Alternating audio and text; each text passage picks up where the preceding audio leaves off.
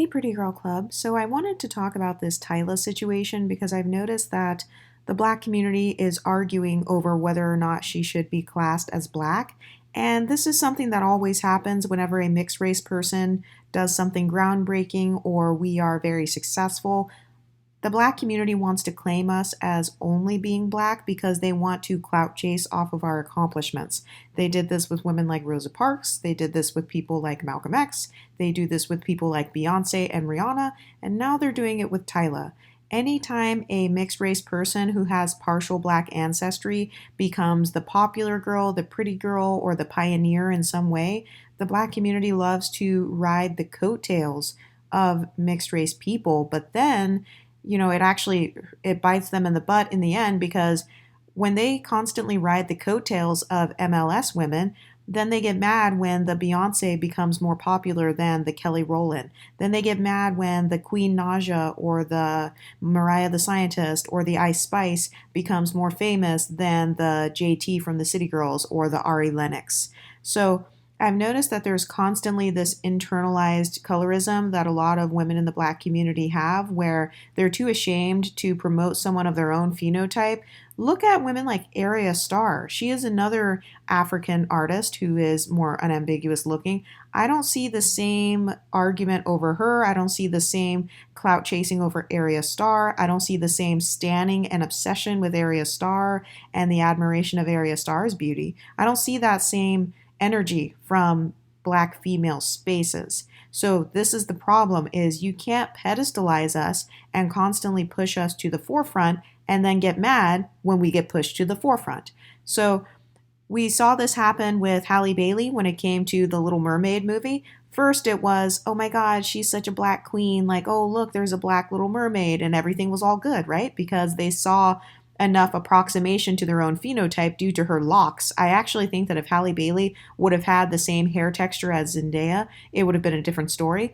But because of her locks, people saw approximation to her, and so they promoted her. But now that Halle Bailey has been able to use that clout and success to, get new roles, such as the new role that she got in The Color Purple, now suddenly it's, oh, she's too light skinned to play that role in The Color Purple. That's not fair. She's taking away opportunities from darker skinned actresses. She shouldn't have got that role in The Color Purple. They're trying to erase darker skinned black actresses. So I've been saying this on this channel for years. It's not us that are erasing unambiguous black women. They are erasing themselves by spending their time arguing over women like Tyla or obsessing over Tyla's mixture when 99% of unambiguous black people do not look anything near how Tyla looks.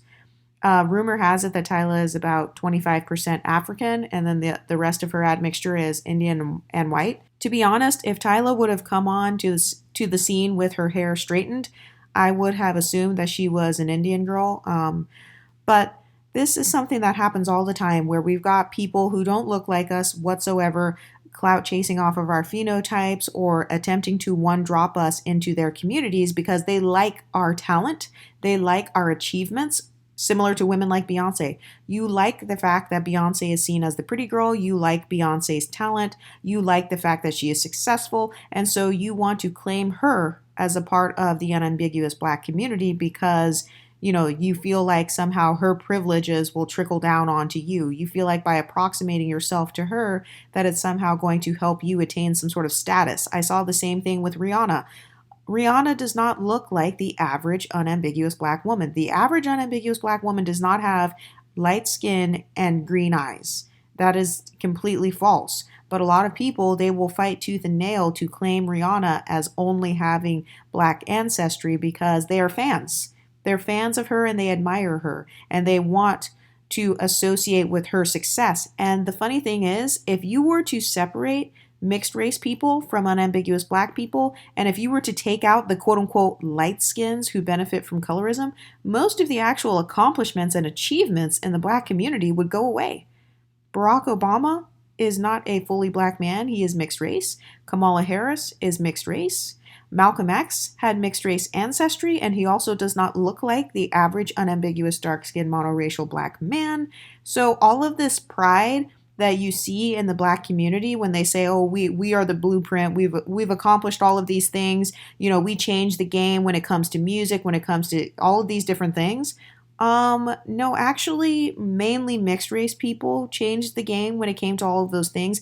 And the reason that mixed race people changed the game when it came to those things was because black people supported those mixed people and pushed those mixed people to the forefront because they were too afraid to push someone like Kelly Rowland. They were too afraid to fight tooth and nail for Kelly Rowland because deep down inside, I believe that a lot of black women don't actually believe in the talent of someone like Kelly Rowland or Arya Starr or Ari Lennox.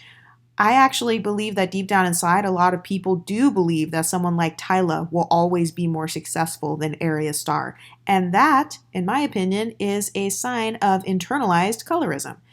That's a sign of internalized anti blackness. The fact that you were automatically assuming that simply because of someone's phenotype that they're automatically going to be more successful than someone unambiguous.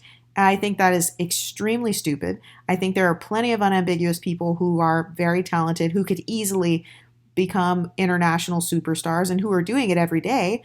But I've noticed that unambiguous black women and men, mainly the black women when it comes to the black women artists, tend to ignore black female artists that are unambiguous, such as Arya Starr, Thames, like I said, Ari Lennox.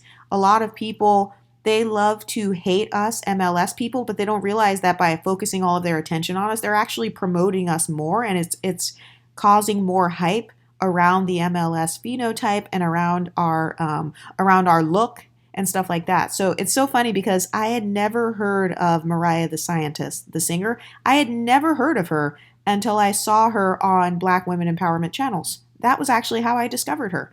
And I was like, who's this person that all these channels are talking about? And they're saying she's only benefiting from colorism. I've never even heard of her. So was she truly benefiting that much? I had never heard of her. I had never heard any of her songs.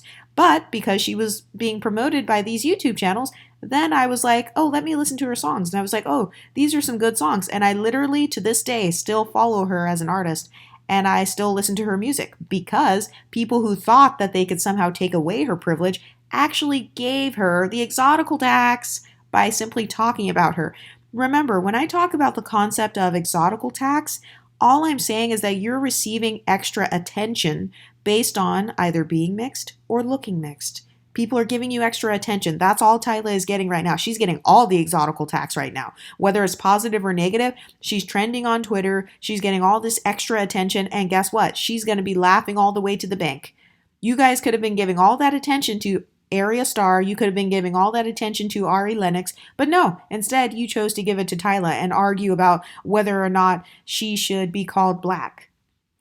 And the fact that you're arguing over it and policing it is because you pedestalize her as a person, you pedestalize Tyla, you pedestalize her phenotype, you pedestalize her fame, you pedestalize her beauty, and you want all of those things to be associated with blackness. So I understand the concept, but the problem is that most actual unambiguous black women do not look like Tyla.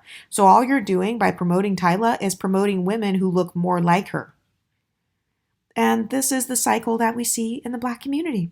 What do you guys think? Let me know in the comment section, and I'll talk to you next time. Stay pretty, ladies.